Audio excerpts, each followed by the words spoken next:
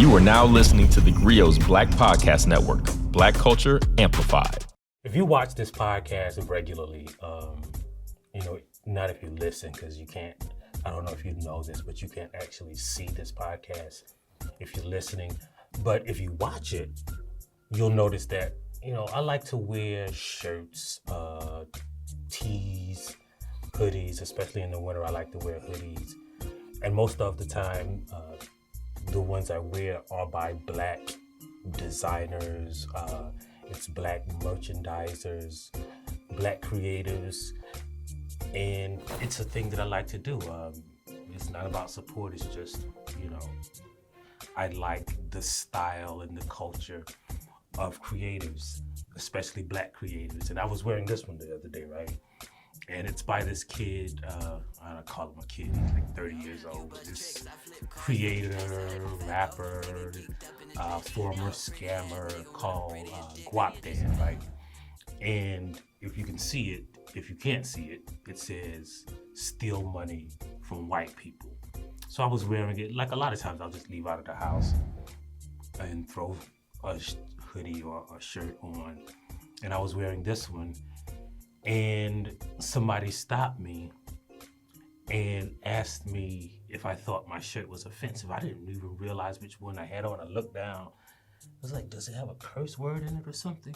Because I do have some with some, salty, spicy language in it. And I was like, I don't think it's offensive. Why would you think it's offensive?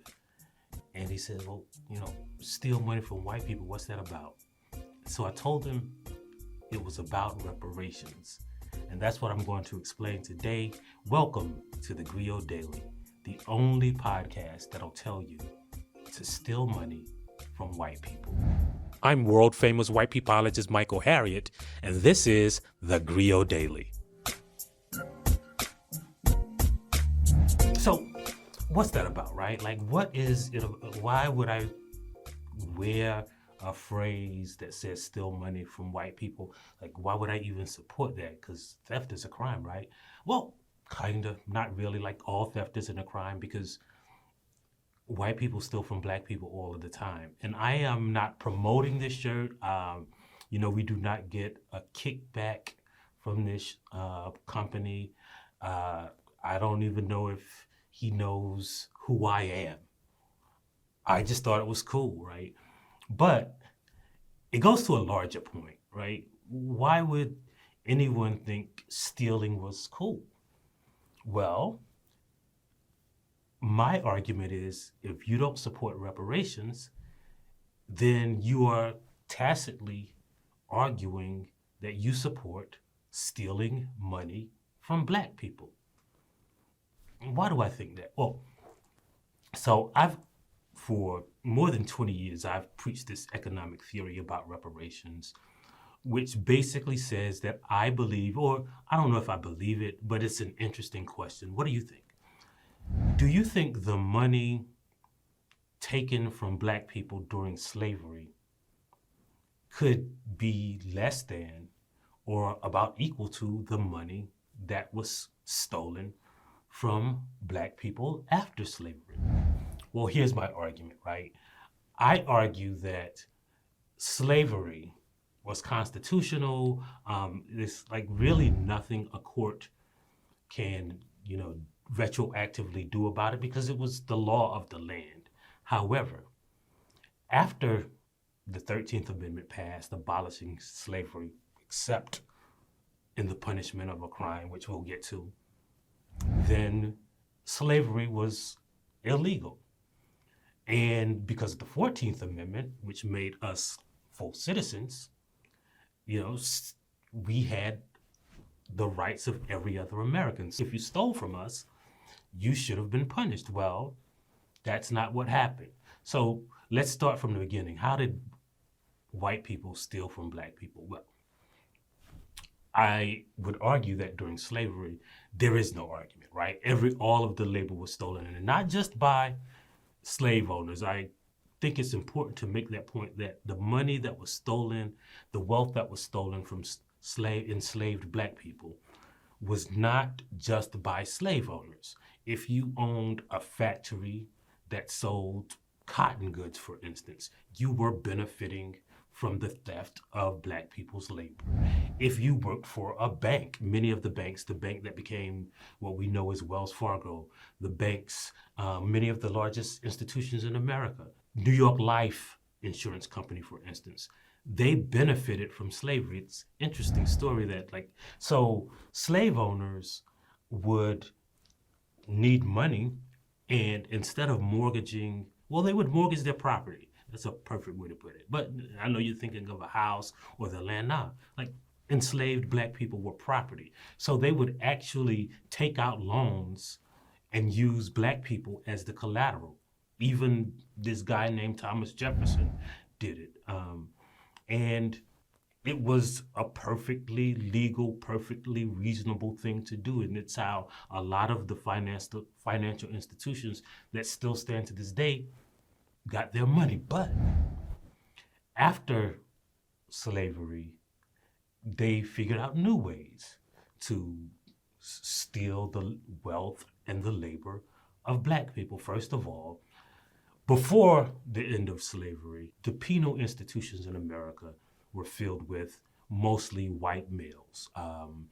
They were, in the South, they had a lot of Eastern European immigrants in prisons, but it was mostly white males. And then after the Civil War, these prisons exploded. Why did they explode? Well, white people didn't have free labor to work on farms. There was this railroad boom that actually the railroad industry sprang up throughout the South because of the Compromise of 1877, when 15 white men allowed President Hayes to become president in exchange for what they call the Compromise of 1877, which one of the compromises was industrialization and railroads throughout the South. And to build those railroads, they didn't have any slaves anymore. So what they did was they used incarcerated labor, because remember, there was a loophole in the Constitution that says slavery was unconstitutional except when it comes to people who are duly convicted of a crime.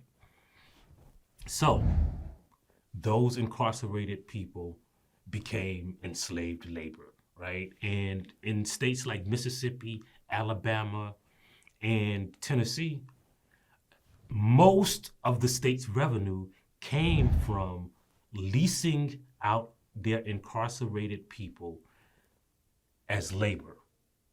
And so the people who owned farms, the people who owned railroads or were building railroads, would lease out convict labor, it's called the convict leasing system, and pay the state. And the state would benefit. So not just the people in the prison system, not just slave owners anymore, it was everyone who lived in that state benefited. They got transportation, they got lower taxes because there was this revenue coming in from Black bodies. And so they were stealing money from Black people. One of the things that the Compromise of 1877 included was the right for the South or Southern states to basically treat Black people how they wanted. Well, we call that Jim Crow. That's what it became known as. And Jim Crow laws specified a bunch of things. One of the things that Jim Crow laws specified is that, you couldn't live in many cities, in most cities, next to a white person. We couldn't ride in the same streetcars. We couldn't live in those neighborhoods. Well, those assets in Black neighborhoods became devalued. And they still are. According to a study by the Brookings Institute, the average Black home in an identical neighborhood as a white home with the same amenities, same resources, same square footage is about $48,000 less than the value of a white home on average. Stealing money from Black people, right? Because not only those homes accumulate in value, and you can use them to, for instance, pay for college. You can use them to, borrow money. But home ownership is the biggest driver of wealth in this country. Stealing money from Black people is a result of segregation. How else? Well, not only were those neighborhoods segregated, but we know that schools are funded by property taxes. And if you have a home that is of lower value, then all of the homes in that community have lower tax value, which means the schools will be funded at a lower rate. So the reason why Black schools are underfunded is just because white people don't want to live around Black people. They steal money from Black people. And then you can also look at the government policies. One of the things that we talk about with Jim Crow is segregated schools. Well, those segregated schools were not equal to white schools, but those taxpayers, the people whose children attended those schools, they were paying the same amount of taxes. So they were paying essentially to fund the wealth of those white children. As a matter of fact, one of the cases that became, that we know as Brown versus Board of Education, which wasn't one case, but it was a combination of 5 cases. The first one that was filed was called Briggs versus Elliott in South Carolina. And it was in a town called Somerville, where kids would go to school every day. They had one school in this town. And sometimes they had to cross a river. Some of the kids lived on the other side of the river. There wasn't a bridge. Sometimes they would make their own rafts. Sometimes they would, wade across. And sometimes those kids would drown. And so the parents of that school asked the school district to give them one of about 30 buses. The school district had about 30 buses, and all they asked for was one. And the school district said no. Remember, these Black people were paying for those white kids' buses.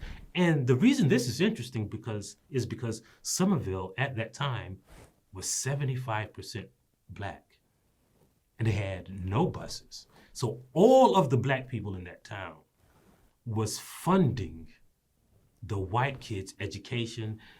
Their nice school, the Black school didn't even have heat. The kids, when they got to school after crossing a river, they would have to, build a fire in the stove in their classrooms. And so those parents sued the city and the state, and that is one of the cases that became known as Brown versus Board of Education, which desegregated schools. But the entire reason that Brown versus Board of Education was successful was because the Supreme Court said they were stealing money from Black people. So segregation, in essence, was stealing money from Black people. And at the same time, there were Black soldiers who were in the armed forces who were not only being paid less, but after World War II, when the U.S. passed the GI Bill, it wasn't available to Black soldiers. One, they couldn't use the guaranteed government-backed loans to buy houses because they couldn't build a house in white neighborhoods. They couldn't build a home also in Black neighborhoods because of a government policy called redlining. Redlining was created by the Homeowners Loan Corporation during the New Deal, and the New Deal basically built America's middle class by giving money to white people. But it wasn't the government's money. There's no such thing as the government's money. Black people were paying taxes too. So they were taking Black people's tax money and using it to build a white middle class again, stealing money from Black people. So there is a good argument to whether, the post-slavery theft was bigger than the pre-emancipation theft, right? It's an interesting argument. I'm not saying one was bigger than the other, but I think it's an interesting argument. But I know for a fact that post-emancipation, segregation was deemed unconstitutional. So all of those segregated schools were constitutionally required to desegregate because they said you were illegally stealing money from Black people. There is a good case for reparations right there because they already said it's stealing money from Black people, right? The same with the GI Bill. The U.S. government, Congress passed that law that allowed the armed forces to steal taxpayers' money and fund white veterans. They were stealing money from Black people. So, as you can see, you don't even have to go way back to the 40s. Again, we talked about home values, but there are a lot of ways that whites still steal money from Black people because, first of all, that wealth was passed down intergenerationally from whites to their kids to their grandkids. But that intergenerational theft created what we call the wealth gap. And the wealth gap still exists, but not because of stuff that happened back in the 19-teens and the 1930s and the 1950s. It happens because of stuff that is still going on today. For instance, if you have a Black sounding name, you are less likely to get employed. And those companies still sell stuff to Black people. They still make profits from Black people. They are stealing money from Black people. If you attend a majority Black school, it's still to this day underfunded by an average of about $2,226 per student. They're stealing money from Black people. If you put your money in a bank and you're Black, you're less likely to get a loan. And if you get one, it is more likely that you'll pay a higher interest rate than someone with the same income and the same credit history as you, because those banks, which are backed by the Federal Deposit Insurance Corporation, a government entity, are stealing money from Black people. If you are just living in a neighborhood, you're likely to be in a Black neighborhood that is over-policed because police officers don't patrol white neighborhoods like they patrol Black neighborhoods. If you are caught with drugs, you're more likely to be incarcerated, even though white people use more drugs than African Americans. The criminal justice system is stealing money from Black people. As a matter of fact, if you are incarcerated for any crime, you are likely to have a sentence that is on average 20% longer than a white person with the same criminal history who committed the same crime. Again, the criminal justice system steals money from Black people, right? And so this phenomenon happens throughout the U.S. economic system, right? Whether it is banking, whether it is employment, whether it is politics. Since 2012, more than 1,200 polling locations have been closed, mostly in low wealth and non-white neighborhoods. So when you go to vote, you have to walk or drive literally further to a polling place than a white person. They're stealing money from Black people because those polls are paid for by your tax dollars. As a matter of fact, there was this great study, the best one that was ever done.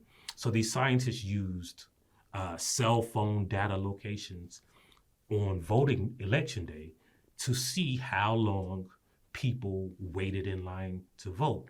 And what they found out is that if you lived in a majority Black neighborhood, you were 74% more likely to wait longer than a half hour to vote than a person who lived in a white neighborhood. And this what didn't correlate to income. It wasn't really correlating to Hispanic people. It didn't correlate to Asian neighborhoods. It was just the difference between black neighborhoods and white neighborhoods because they steal money from black people. So I can understand if you find this shirt offensive. Because honestly, if I'm being honest, I find the fact that white people be stealing very offensive. When I hear that someone doesn't support reparations, I automatically assume that they're a thief. I check my pockets, I lock my car doors. I don't carry a purse, but if I did, I would grab my purse. I don't have any pearls, so I can't clutch my pearls. But I know that people who don't support reparations are thieves.